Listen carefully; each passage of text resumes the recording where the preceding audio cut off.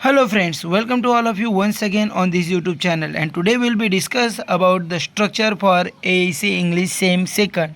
Yes दोस्तों, the title of this paper is English for all written communication. Yes, मुझे पता है कि इससे पहले जो हमने सेम फर्स्ट में किया था उसका रिटन कम्युनिकेशन से कोई भी मतलब नहीं था, बस it was related to the oral communication and now this is related to your written communication.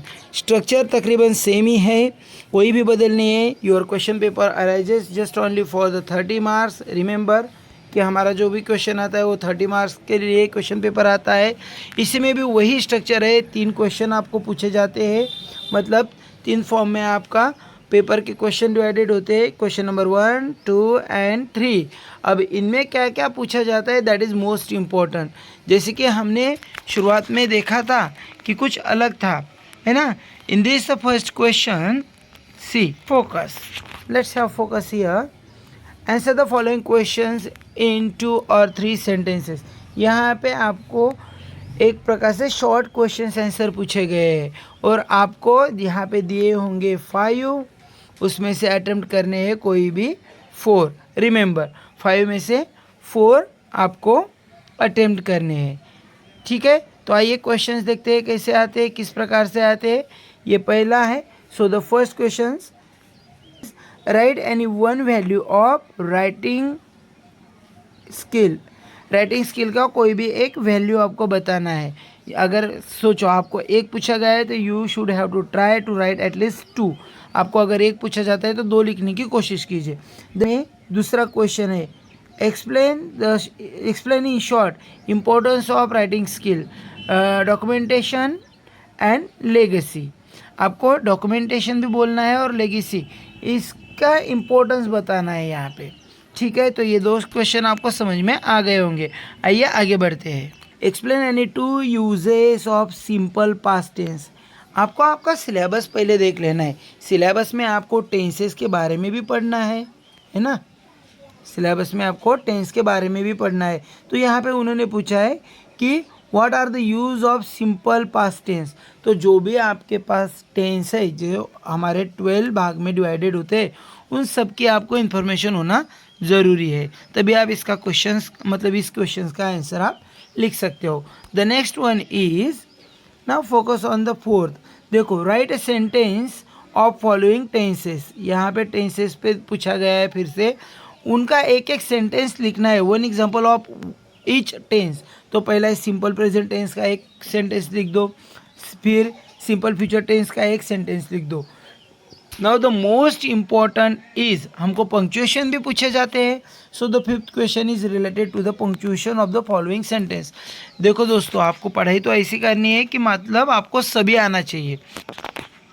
So the fifth question is punctuate the following sentence.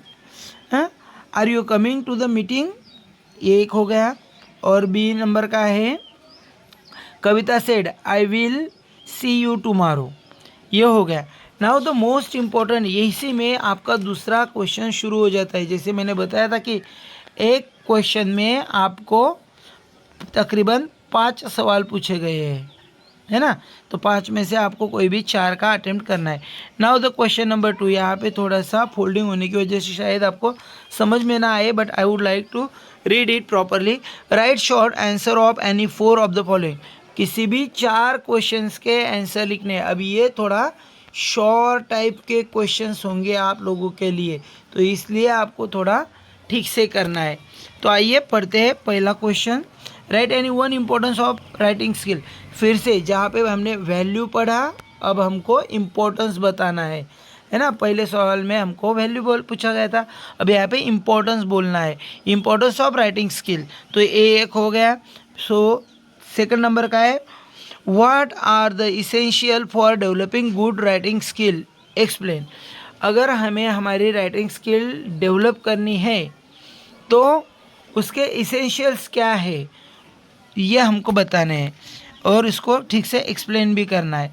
देखो 12 मार्क्स के लिए होता है, कोई भी 4 अटेम्प्ट करने हैं, मतलब हर एक क्वेश्चन का आंसर 4 मार्क्स के लिए है. एटलीस्ट एक पेज ठीक से लिखना है प्रॉपरली. थर्ड नंबर का है, what is formal communication, formal communication क्या होता है उसके बारे में लिखना है।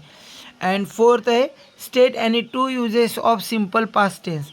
देखो फिर से पास्ट टेंस के ऊपर ही पूछा गया है, तो रिमेंबर शायद अगली बार कुछ और आए है ना, तो सभी टेंस आने। State any two uses of past tense के कोई भी दो यूज आपको बताने हैं। एंड द फिफ्थ इज, यहाँ पे भी 5 पूछे गए, 5 में से 4। Right in detail about punctuation, question marks के बारे में बताना है हमको। Right in detail about punctuation question marks it's use with example, तो इसका एग्जाम्पल भी देना है, इसका क्या यूज़ होता है ये भी बताना है। और थर्ड क्वेश्चन, ये प्रॉपरली हमारा 10 मार्क्स के लिए है, कोई भी 2 अटेम्प्ट करना है, मतलब इच क्वेश्चन का आंसर हमें 5 मार्क्स दे के जाएगा, तो यहाँ पे ठीक से फोकस करना है। पहला क्वेश्चन आता है what are some common barriers to written communication. जैसे हमने फर्स्ट सेम में पूछा था ना, मतलब उसका आंसर दिया था बैरियर्स इन ओरल कम्युनिकेशन, तो यहाँ पे भी बैरियर्स इन रिटर्न कम्युनिकेशन आपको करके रखना है। Then second most important, elucidate any 2 types of written communication. तो रिटन कम्युनिकेशन का जो कोई भी 2 टाइप्स होंगे उसको हमको एक्सप्लेन करके दिखाना है, ठीक है। And the last one, right about common punctuation marks and there use. तो यहाँ पे जो भी कॉमन पंक्चुएशन मार्क्स पूछे जाते हैं, ये 5 मार्क्स के लिए तो एटलीस्ट आपको 6 या 7, है ना, ज़्यादा आए तो और भी अच्छा है, पंक्चुएशन मार्क्स याद रखने हैं, उनका यूज़ याद रखना है और पेपर भर भर के लिखने की कोशिश कीजिएगा। तो चलो दोस्तों, ये था स्ट्रक्चर हमारा सेकंड सेम के लिए। I hope you like this video. If you like, kindly share, subscribe and like our video. Thank you.